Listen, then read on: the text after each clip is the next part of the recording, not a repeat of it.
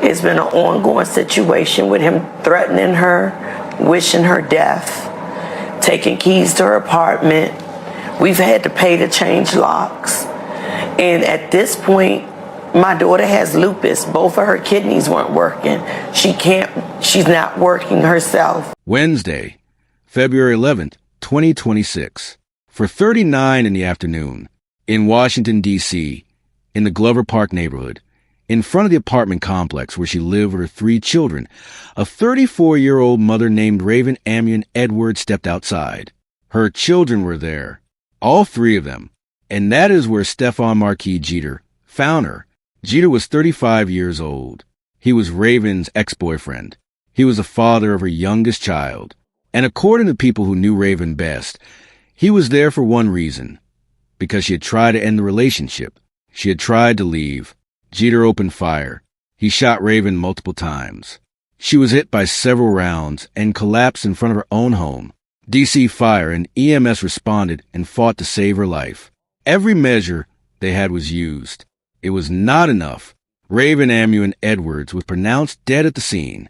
She was 34 years old. But Jeter was not done. Raven's 10-year-old daughter, Royal, was also shot. She was hit in the arm. Royal, a child who, by every account from the people who loved Raven, had always stood up for her mother, was taken to a nearby hospital with non-life-threatening injuries. An 8-year-old boy, another one of Raven's children, was at the scene. He was not physically injured, but he saw everything.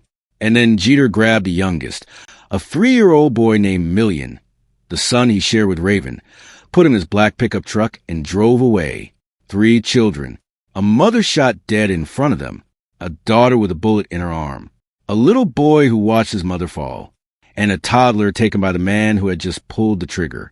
That is what the first responders walked into on the 4100 block of W Street, Northwest, on a Wednesday afternoon in the nation's capital. Raven Amion Edwards was not a statistic. She was a mother who fought through lupus and chronic kidney disease, enduring regular dialysis treatments, and still showed up every single day for her children. She was a daughter, a sister, an aunt, a friend, and the people who knew her say she lit up every room she walked into. She tried to get out of a dangerous relationship, and she paid for it with her life. Before we go any further, drop your city or state in the comments right now. We want to know where our True Crime Tower family is watching from. And if this story moves you the way it moves us, hit that subscribe button, because we do not let stories like Raven's get forgotten. Stay with us. Coming up, the chase that followed what happened to Jeter, where the children are now, and the words Raven's family spoke at her vigil that every single one of us needs to hear. WUSA 9 News at 5 with breaking news. A mother is speaking out after police say her daughter was shot and killed by her ex-boyfriend. DC police say 34-year-old Raven Edwards was shot and killed last night by 35-year-old Stephon Jeter. Thanks so much for joining us on WUSA 9. I'm Annie Yu. And I'm Lorenzo Hall. Police say Jeter also shot and injured Edwards' daughter, then took off with a 3-year-old child they shared before turning the gun on himself. Sarah Robinson spoke with Edwards' grieving mother, who says that she feared that this would happen. Sarah. Yeah, this is so heartbreaking, and the grief was almost impossible for Raven Edwards' family to put into words tonight. They described her as gentle, soft-spoken, and devoted to her family and children. Now they're struggling to understand how someone could hurt her. I tell you, she never did anything to anyone. You couldn't even get her to say nothing bad. Tonight, Lucy Edwards remembering her daughter, Raven Edwards. Raven never raised her voice. According to DC police, on Wednesday, Edwards was shot and killed by her ex-partner, 35-year-old Stephon Jeter. Police say Jeter also shot and injured Edwards' daughter, then fled with the 3-year-old boy they shared before turning the gun on himself.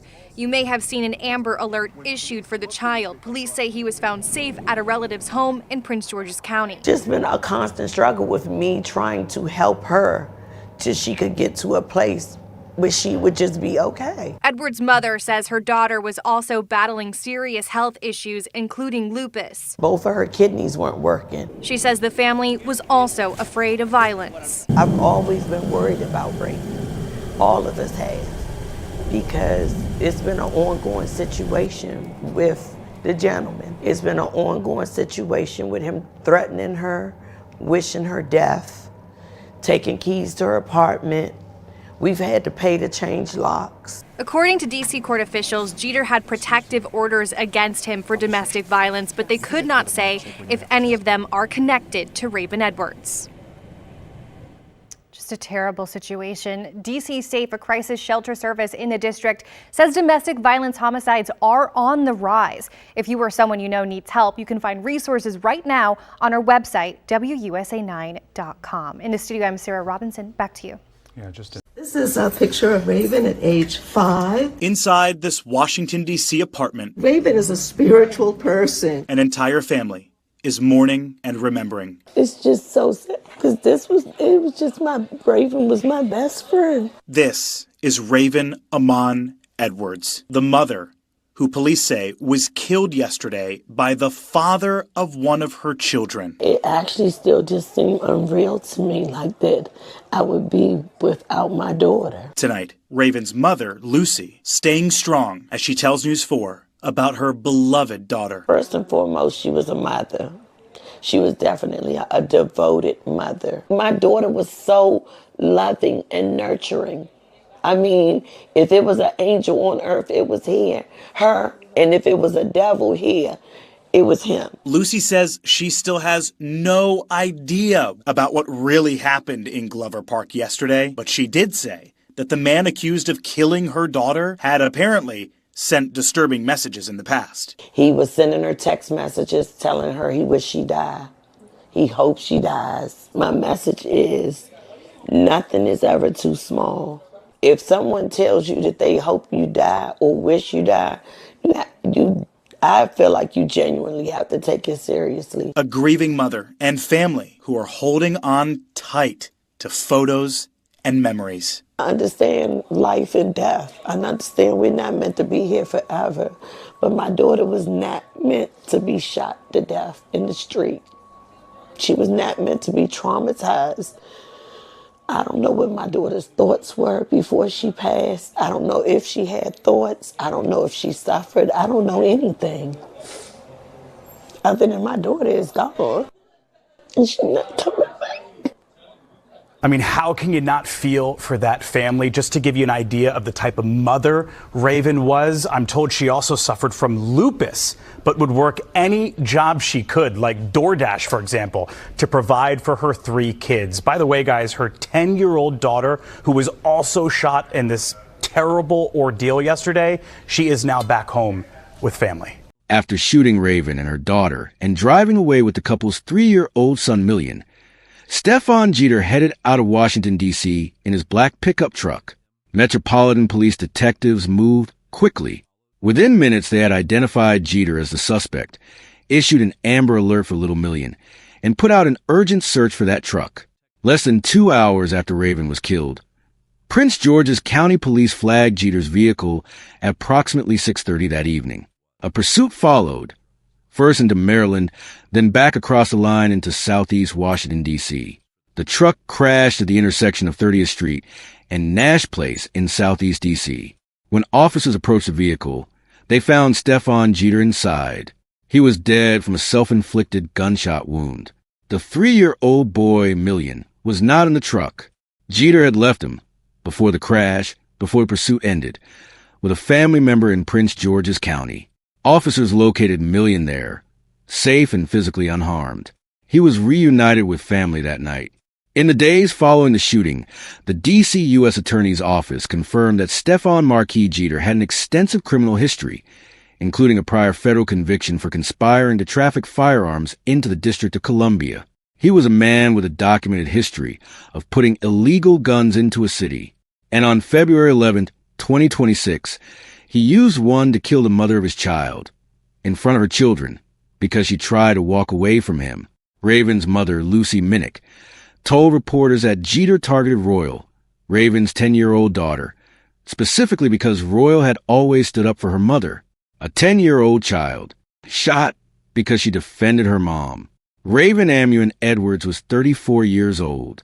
She had 3 children, Royal, age 10, an 8-year-old son, and Million, age 3. All 3 were present the day she was killed. What most people did not know until after her death was the weight Raven had been carrying every single day. She lived with lupus and chronic kidney disease. She underwent regular dialysis treatments. Her illness was severe enough that no insurance provider would cover her for a life insurance policy, meaning when she was gone, she left behind nothing to protect her children financially, not because she did not care, but because her body had been fighting a battle long before Jeter ever showed up. And through all of it, the dialysis, the pain, the exhaustion, the abusive relationship, she put her children first. Every day, her mother wrote in the GoFundMe launched after her death that every ounce of strength Raven had went into making sure her children were safe, cared for, and loved. Royal, her 10-year-old daughter who was shot that day, had recently been diagnosed with autism. She was back in the hospital the Monday after the shooting for follow-up care. By the time of the vigil, her family said she was doing okay. She was there at the vigil honoring her mother. Millian, the 3-year-old, had his own medical history, having suffered severe esophageal damage as a toddler that required prolonged hospitalization. His grandmother, Yvonne Lucy Edwards, launched a GoFundMe and stated she had not seen Millian since the night of the shooting, and that she would be using funds to pursue legal fees to obtain custody or visitation rights. By the time the campaign was reported on, it had raised more than $29,000 of its $100,000 goal from community members, neighbors, and strangers across the country who read Raven's story and could not look away. Drop a comment right now and tell us, what do you think needs to change to protect women and children from this kind of violence? And if you want to support Raven's children directly, the GoFundMe is still active. We will put the link in the description below. Every share of this video keeps Raven's story alive. On Monday, February 16th, family and friends gathered at Park Crest Gardens Apartments, the building where Raven had lived with her children, for a vigil in her honor. Purple and white balloons filled the courtyard. Her brother Raymond Edwards stood before the crowd, fighting back tears. He said Raven had been the one who was going to keep their family together. And then he said something that stayed with everyone there, that even in death, she was still doing exactly that. She was bringing them together. Her sister Rain Edwards said that Raven had been like a second mother to the people around her for a long time. Her aunt Kathy Lawton spoke about Raven's quiet strength, the kind that does not announce itself, but is felt by everyone in the room. She described Raven's maternal energy and said she had taken great care every day to protect her children. She said Raven was the kind of person who smiled with her eyes, that her light was powerful. D.C. Interim Police Chief Jeffrey Carroll, who had spoken at the scene the night Raven was killed, said publicly, "This is one of the most tragic circumstances I have ever seen. An entire family is destroyed through the acts of an individual. Our hearts go out to the entire family that is involved in this." The family said from the start that they wanted the vigil to serve two purposes: to honor Raven's memory and to raise awareness about domestic violence. Because what happened to Raven was not random. It was the outcome of a pattern. And they wanted people to see it clearly. Raven Amuan Edwards tried to leave. That is the fact at the center of this entire case. She recognized that her relationship with Stefan Jeter was dangerous. She tried to end it. And according to her family, that decision, the right decision, the brave decision, is what cost her life. This is not an isolated story. Across the country, women in abusive relationships face the highest risk of being killed not when they stay, but when they try to go. The moment of leaving or attempting to leave is often the most dangerous moment. Raven's story is a devastating example of exactly that reality. 3 children lost their mother that afternoon. Royal, who was shot because she stood up for her mom, is now recovering, physically and from a trauma number 10-year-old should ever carry. An 8-year-old boy watched his mother be murdered in front of him, and a 3-year-old boy named Millian was taken from the scene by the man who pulled the trigger and is now at the center of a custody fight that his grandmother is waging to bring him home. Raven did not have a safety net. Her illness had taken that from her. She had no life insurance. She was raising her children largely on her own while managing dialysis treatments that would have stopped most people cold. She kept going anyway. For them, the people who loved her do not want her remembered only by the way she died.